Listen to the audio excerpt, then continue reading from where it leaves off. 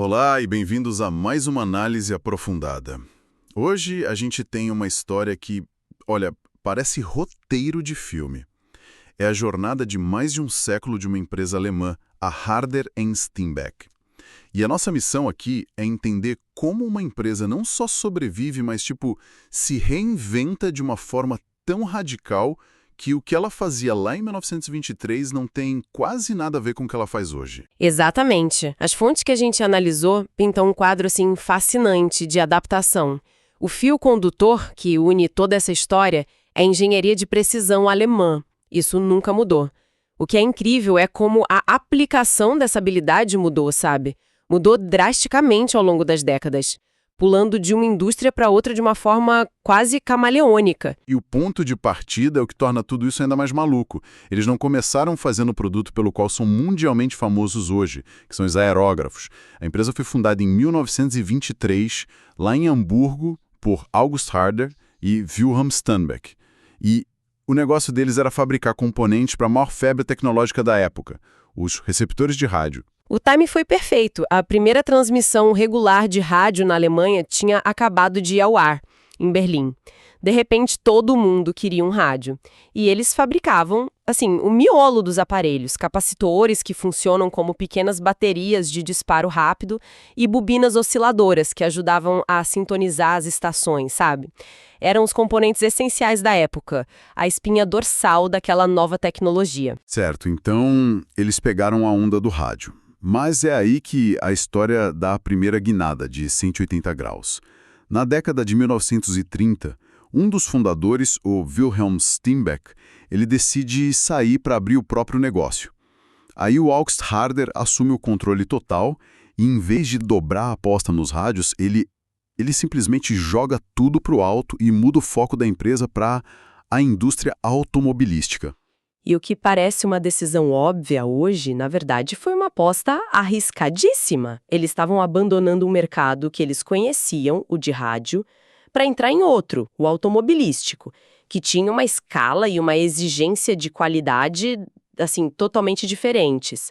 A sacada foi perceber que o ativo principal deles não era fazer peças de rádio, mas sim dominar a metalurgia de precisão. Essa é a chave. Eles entenderam que podiam aplicar essa habilidade em qualquer lugar. Isso mostra que os caras tinham um faro incrível para o negócio, né? Perceber que a onda do rádio podia passar e pular para dos carros, que estava só começando a crescer com gigantes como Opel e Volkswagen. É uma jogada de mestre. Eles passaram a fazer graxeiras, interruptores de partida, coisas que ninguém vê, mas que são cruciais. Só que a maior transformação ainda estava por vir, e foi o pós-guerra que forçou a mão deles. Sim, o fim da guerra foi um divisor de águas. A demanda por sistemas de sonar, que era outro produto que eles fabricavam para fins militares e civis, simplesmente despencou. Em 1950, eles estavam numa encruzilhada. Precisavam de um novo produto para sobreviver. E foi aí que tomaram a decisão que definiria o futuro da empresa: entrar na produção de equipamentos de pintura por spray. Espera um pouco. Eles saíram de peças de carro e sonar para equipamentos de pintura. Eles tinham alguma experiência com isso.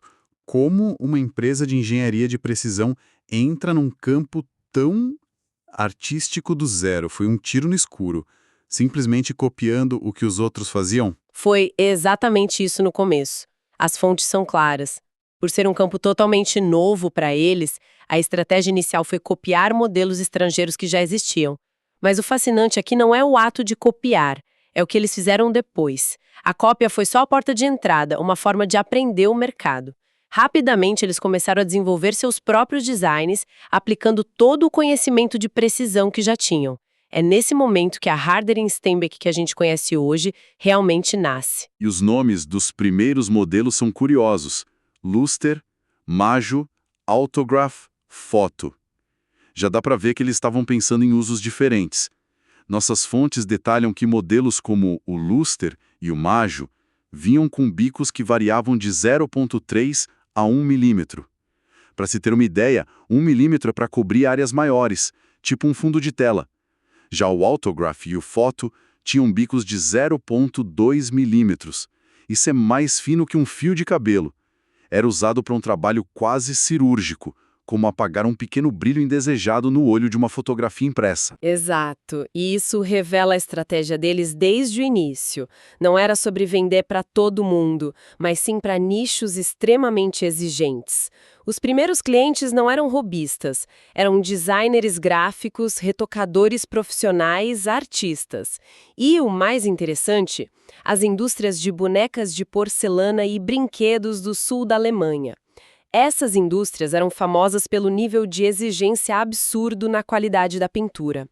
Se você conseguia satisfazer esses clientes, você podia satisfazer qualquer um. A coisa foi crescendo. Em 1954 lançaram mais modelos. Prima, Meteor, Condor e o primeiro com o nome Ultra. Eles até fizeram um soprador chamado Ultra A, que a fonte disse ser um precursor de um produto que voltaria lá em 2010. E a lista de clientes de peso aumentou, com manufaturas de porcelana famosas como a Rosenthal, usando as ferramentas deles. Isso é praticamente um selo de aprovação da indústria. Sem dúvida. Ter um nome como Rosenthal no seu portfólio solidifica sua reputação de qualidade de uma forma que nenhuma propaganda consegue.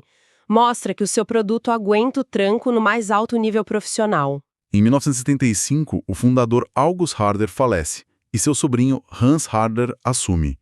E é aqui que a fonte revela um dos detalhes mais bizarros e maravilhosos dessa história. Durante todo esse tempo, desde os anos 50, além dos aerógrafos, a empresa fabricava uma linha de pequenas máquinas mecânicas. E a lista é completamente aleatória. Fatiadores de cebola. Desculpa, eu li certo. Fatiadores de cebola. Leu certíssimo. Fatiadores de cebola com precisão alemã. Parece bizarro, mas se a gente pensar bem, mostra o ponto central. Se envolvia cortar, moldar ou manipular metal com exatidão, eles topavam o desafio.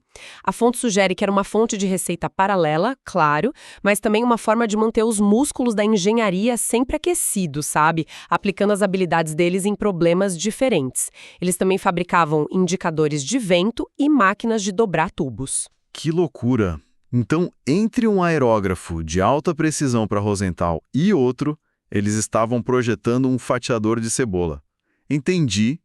E essa fase de diversificação, com fatiadores de cebola e tudo, parece que foi a calmaria antes da tempestade, porque a empresa estava prestes a dar um salto quântico, o que aconteceu em 1996, que mudou tudo de novo. Em 1996, depois de mais de 40 anos sem um design completamente novo, eles lançaram 2 modelos que revolucionaram tudo: o Grafo e o Colani. O Grafo introduziu um conceito que se tornaria a assinatura da empresa: conjuntos de bicos universalmente intercambiáveis. Basicamente um sistema modular, tipo um Lego de alta precisão. E o que isso significa na prática? Para quem usa, significa uma flexibilidade absurda.